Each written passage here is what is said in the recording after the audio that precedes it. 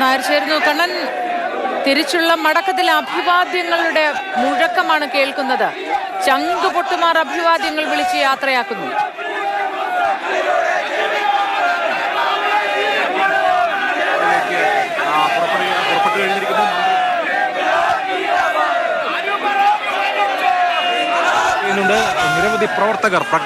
നിരവധി പ്രവർത്തകർ മുദ്രാവാക്യം മുഴക്കി പ്രകടനമായി ആംബുലൻസിന് പിറകെ പോകുന്നത് നമുക്ക് കാണാം. നിരവധി നേതാക്കൾ ഇവിടെ ഉണ്ടായിരുന്നു. അവരെല്ലാം മടങ്ങിക്കഴിഞ്ഞിരിക്കുന്നു.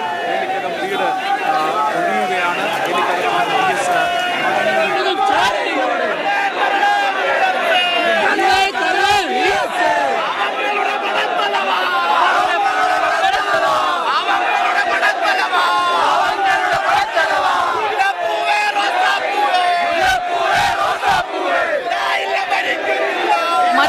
ശബ്ദത്തിനും ഇന്ന് പ്രസക്തിയുണ്ടെന്ന് തോന്നുന്നില്ല. കണ്ണേ കരളെ VS ചങ്കിനുള്ളിലെ റോസാപ്പൂവെ, ഈ മുദ്രാവാക്യത്തിനല്ലാതെ, ഈ അഭിവാദ്യം ചെയ്യലിനല്ലാതെ മറ്റൊരു ശബ്ദത്തിനും ഇന്ന് പ്രസക്തിയില്ല. ദർബാർ ഹാളിന് മുന്നിൽ നിന്നും CK അഭിലാൽ കൂടി വിവരങ്ങളുമായി നമുക്കൊപ്പം ചേർന്നു. അഭിലാൽ, ഒരു മഹാകായന്റെ മടക്കമാണ്. മുദ്രാവാക്യം വിളികൾ കൊണ്ട് മുഖരിതമായ അന്തരീക്ഷത്തിലൂടെ ഇതാ ദർബാർ ഹാളിലേക്ക് വരുന്നു VS. അവസാന യാത്രയാണ് ഇനി ആലപ്പുഴയ്ക്ക്. 1 നമ്പർ കാറിൽ VS അച്യുതാനന്ദൻ വന്നിറങ്ങിയ ഇടം കേരളത്തിൻ്റെ ഭരണസ്ഥിരാകേന്ദ്രം ആയിട്ടുള്ള സെക്രട്ടേറിയറ്റിൻ്റെ പടിക്കലേക്ക് അദ്ദേഹത്തിൻ്റെ ഭൗതിക ശരീരമാണ് കടന്നു വരുന്നത്.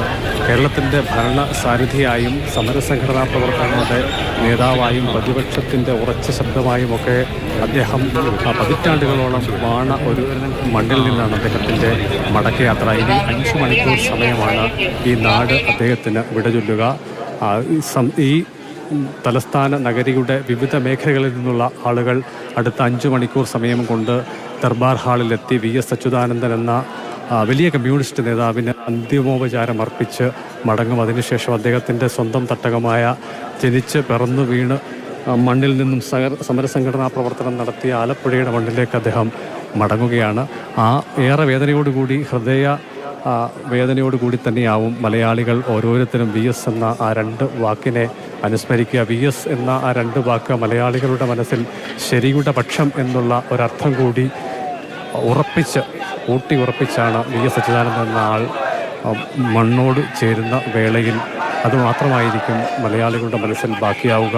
ഭരണരംഗത്തും അതോടൊപ്പം തന്നെ രാഷ്ട്രീയ രംഗത്തുമൊക്കെ തന്നെ VS എന്നുള്ള ആ ശബ്ദം ഒരു തവണ ഉച്ചരിച്ച് കേട്ടാൽ അതിൻ്റെ പ്രകമ്പനങ്ങൾ കാസർഗോഡ് VS ഓട്ടോറിക്ഷ ബസ് സ്റ്റാൻഡിൽ വരെ എത്തുന്ന തരത്തിൽ ഉള്ളതായിരുന്നു VS അച്യുതാനന്ദൻ്റെ രാഷ്ട്രീയ രംഗത്തെ പ്രവർത്തനങ്ങൾ കൊണ്ട് അദ്ദേഹം ആർജിച്ചെടുത്ത ആരാധകരുടെ നീണ്ട നിര. തിരുവനന്തപുരത്ത് ഒരു ചെറിയ ശബ്ദം ഉയർന്നാൽ അതിൻ്റെ അലയൊലികൾ അങ്ങ് കാസർഗോഡിൻ്റെ അങ്ങേ അറ്റം വരെ ഉയർന്നു കേൾക്കാം പാകത്തിന് അദ്ദേഹത്തിൻ്റെ രാഷ്ട്രീയ സംഘടനാ നേരിൻ്റെ ദിശ അത്രത്തോളം വലിയ തരത്തിൽ ആളുകളെ സൃഷ്ടിച്ചെടുത്തു എന്നുള്ളത് തന്നെയാണ് അദ്ദേഹത്തിൻ്റെ പതിറ്റാണ്ടുകൾ നീണ്ട രാഷ്ട്രീയ പാരമ്പര്യത്തിൻ്റെയും രാഷ്ട്രീയ പ്രവർത്തനത്തിൻ്റെയും ബാക്കിപത്രമായി അവശേഷിക്കുന്നത്. VSനോളം ആ ഒരു നേതാവിന് ഇത്ര കണ്ട് രാഷ്ട്രീയ രംഗത്ത് ആരാധകരെ സൃഷ്ടിക്കാൻ സമീപകാലത്ത് എങ്ങും തന്നെ കഴിഞ്ഞിട്ടില്ല എന്നുള്ള ഒരു യാഥാർത്ഥ്യം കൂടി ഈ ഘട്ടത്തിൽ നമ്മൾ ഓർത്തെടുക്കേണ്ടതുണ്ട്.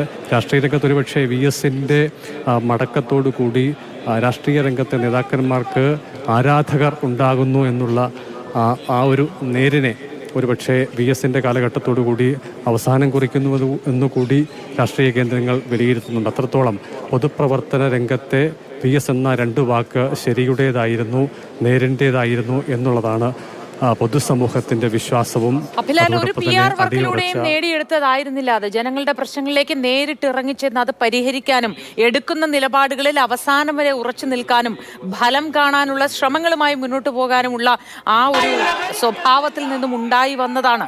അത് ഒരു PR വർക്കിലൂടെയും VS നേടിയെടുത്തതായിരുന്നില്ല. ഈ ജനപ്രിയ മുഖം മുഖ്യമന്ത്രിയായിരുന്നപ്പോഴും അതോടൊപ്പം തന്നെ പാർട്ടിയുടെ സെക്രട്ടറി സ്ഥാനം വഹിച്ചിരുന്നപ്പോഴും പ്രതിപക്ഷ നേതാവായിരുന്നപ്പോഴും ഒക്കെ തന്നെ VSൻ്റെ ശബ്ദം എന്നുള്ളത് സാധാരണക്കാരൻ്റെ ചിന്തയ്ക്ക് ഉതകുന്നതും സാധാരണക്കാരൻ്റെ ശബ്ദമായിരുന്നു എന്നുള്ളത് തന്നെയാണ് അദ്ദേഹത്തെ ജനപ്രിയ നേതാവാക്കി മാറ്റിയത്. ഓരോ സ്ഥലത്തും VS എത്തുമ്പോൾ അവിടെ കൂടിയിരുന്നതിലധികം പേരും തീർത്തും സാധാരണക്കാരാണ്. രാഷ്ട്രീയ കക്ഷി വ്യത്യാസമില്ലാതെ ആളുകളുടെ മനസ്സിൽ, ഹൃദയത്തിൽ ഇടം നേടാൻ വി എസ് ഭൂമാഫിയകൾക്കെതിരെ സ്ത്രീകൾ അനുഭവിക്കുന്ന പ്രശ്നങ്ങൾ, അങ്ങനെ നിരവധി പ്രശ്നങ്ങളിൽ നേരിട്ട് ഇടപെട്ടുകൊണ്ട് ഒരു വലിയ ശബ്ദമായി പ്രതിപക്ഷത്തും ഭരണപക്ഷത്തും തുടരാൻ വി എസിന് എല്ലാ കാലത്തുമായി. അത് തന്നെയാണ് മനുഷ്യന്റെ മനസ്സുകളിൽ ഇപ്പോഴും അങ്ങനെ രേഖപ്പെടുത്തിയിരിക്കുന്നതും.